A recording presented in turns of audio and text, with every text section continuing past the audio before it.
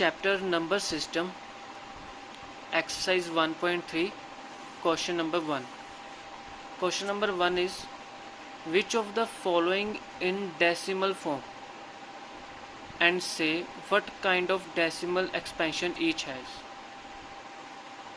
आपने ये बताना है कि कौन सा नंबर इन सभी में से डिवाइड हो रहा है और डिवाइड नहीं हो रहा। एक तो आपने वो बताना है।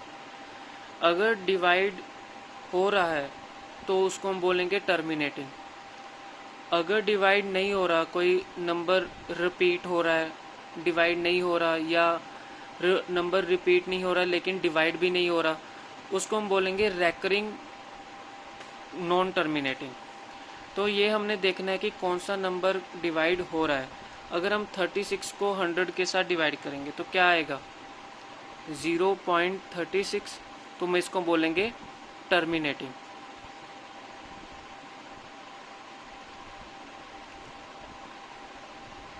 ठीक है। अब 1/11 को अगर हम डिवाइड करें, ठीक है, तो क्या आएगा, 0.0, फिर एक और 0, इसको 99, फिर आगे 0.099, ऐसे रिपीट होता रहेगा। तो हम इसको क्या बोलेंगे, नॉन रेकरिंग नॉन टर्मिनेटिंग। जो टर्म रिपीट हो रही है और या उसका डिवाइड नहीं हो रहा, तो उसको उसके ऊपर एक तो हम बार लगाते हैं ऐसे, और उसको हम बोलते हैं recurring non terminating. Which of the following in dash, कौन सा नंबर डिवाइड हो रहा है। अगर कोई नंबर डिवाइड प्रॉपर हो रहा है तो उसको हम बोलेंगे टर्मिनेटिंग। अगर कोई नंबर डिवाइड नहीं हो रहा है या रिपीट हो रहा है, उसको हम बोलेंगे रेकरिंग नॉन टर्मिनेटिंग। ठीक है। अब हमारे पास क्या है, ये हमारे पास है 33/8।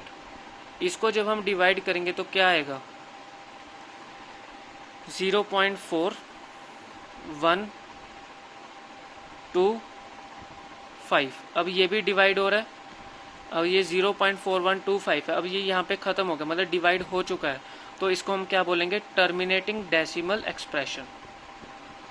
Terminating decimal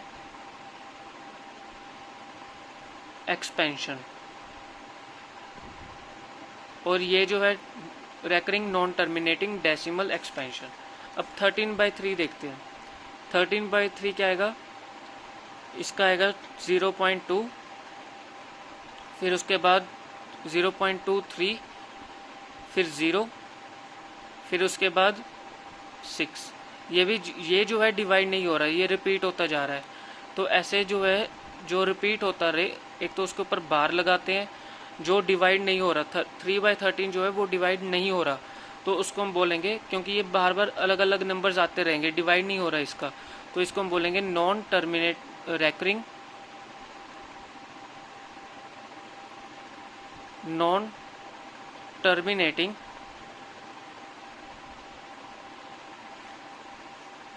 decimal expansion. अब 5th देखते हैं, 2/11। इसका क्या आएगा, 0.1, उसके बाद आएगा 8, उसके बाद आएगा 1, फिर 8। यह जब हम 11 को 2 के साथ डिवाइड करेंगे तो 11 का ये हमारे पास आएगा 2.0 लग जाएगा। 11 का 11, और यहाँ पे हमारे पास 9, 8, फिर 2, फिर उसके बाद फिर 1, ठीक है, फिर उसके बाद 9, फिर 8, 0.1818 ऐसे आता रहेगा। मतलब ये पूरी तरह से डिवाइड नहीं हो रहा, तो इसको हम बोलेंगे recurring non terminating decimal expansion. अब नेक्स्ट हमारे पास है 329/400। जब हम इसको डिवाइड करेंगे तो हमारे पास आएगा 0.8225। ये पूरी तरह से डिवाइड हो चुका है, तो इसको हम बोलेंगे terminating decimal expansion. You know that, next question is you know that 1/7 को जब हम डिवाइड करेंगे तो हमारे पास आ रहा है 0.142857। ये जो बार हम लगाई गई है इसका मतलब ये होता है कि ये प्रॉपर डिवाइड नहीं हो रहा, ये नॉन टर्मिनेटिंग डेसिमल एक्सपेंशन है। Can you predict what the decimal expansion of this without actually doing the long division. इनको बिना डिवाइड किए, इनको हमने डिवाइड नहीं करना, इन्होंने लिखा है without actually doing the long division, इनको बिना डिवाइड किए क्या हम कोई डेसिमल एक्सपेंशन हमने प्रेडिक्ट कर सकते हैं, वो हमने फाइंड आउट करना है। अब जैसे हमारे पास फर्स्ट दिया हुआ है 2/7, 2/7 का डेसिमल एक्सपेंशन हम कैसे प्रेडिक्ट करेंगे, इसको इस तरह से लिख सकते हैं 2 × 1/7। 1/7 की वैल्यू आपको गिवन है, तो 2 × 0.142857, इसके ऊपर 12 आ जाएगी। जब आप इसको मल्टीप्लाई करोगे तो आपके पास आएगा 0.285714।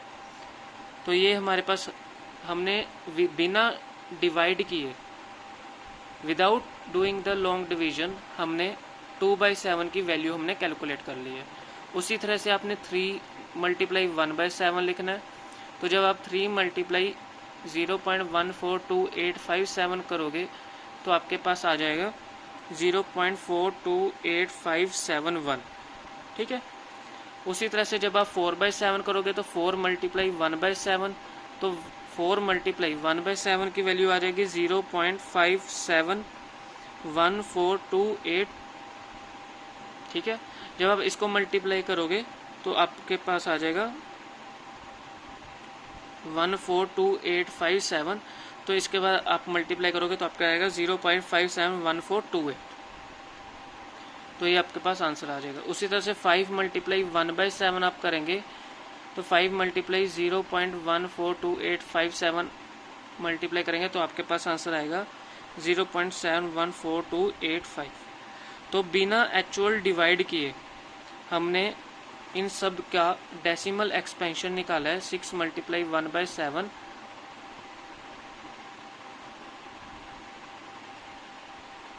तो अब हमारे पास मल्टीप्लाई करके आएगा ये